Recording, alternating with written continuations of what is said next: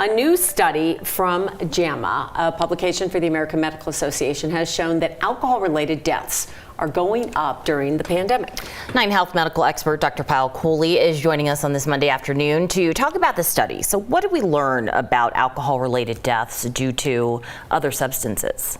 You know, this was alarming, this data. We had all sort of thought that alcohol-related use and deaths would go up, but it was up 22% as opposed to 2% in the years before. And people using opioids and overdosing on opioids with alcohol involved was up 40%. And in fact, dying due to alcohol was more common than dying due to any other cause.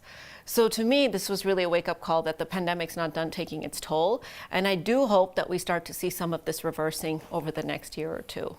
You know, a lot of people said, you know what, it's the stress of the pandemic. People do turn sometimes to something that just relieves the stress for a little while.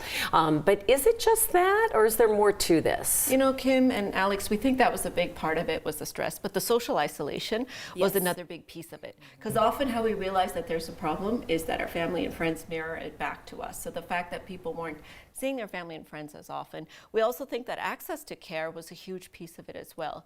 So a lot of people were withdrawing from alcohol or having seizures or not able to go to a detox center and do the things that they could have done had it not been a global pandemic. We're talking about alcohol use disorder. Like, how is it different from alcoholism, and how do we see that or recognize it in folks we love? You know, they're two sides of the same coin, really, and unfortunately it's so much more common than we think. The most common substance use disorder globally, over 100 million people. And the problem is there's often a fine line between recreational alcohol, just having a little too much to drink on a Saturday night, versus it becoming pathological. So I think the most important way to tell the difference is really, is it interfering with their functioning, or do they need it for their functioning? So I was on a plane the other day, I was watching the Sex and the City episode where Charlotte was talking about Miranda drinking too much alcohol. And I started asking myself, well, how would you know? Is it just, you know, I'm having fun, or is it going too far? So really the way to ask yourself is the CAGE questionnaire.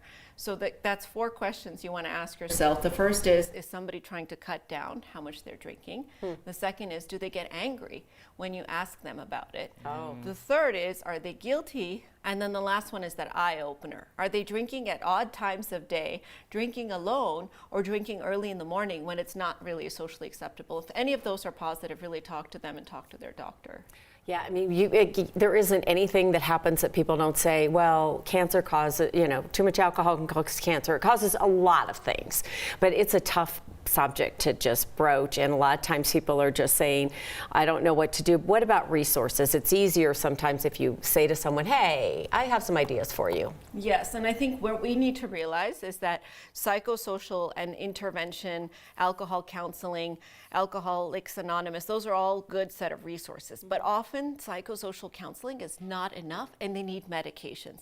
That's why it's really important for us as family members and friends to really start to leverage the medical community, because greater than 70% of people who try to quit drinking relapse, and only 1% of them get medications, which we know are effective in helping them quit. So we really need to think about it like cigarette smoking. We need a combination of therapy and medications to help them. So I think really getting their medical team involved is a really good idea as well. Yeah, it's such an important conversation to be having, because it's a difficult subject to broach, especially with someone you love. Yes, yes. So, thank you for your insight, as always. Thank you, Dr. Kohli. That number is alarming, so we all need to kind of think about it. Thank you.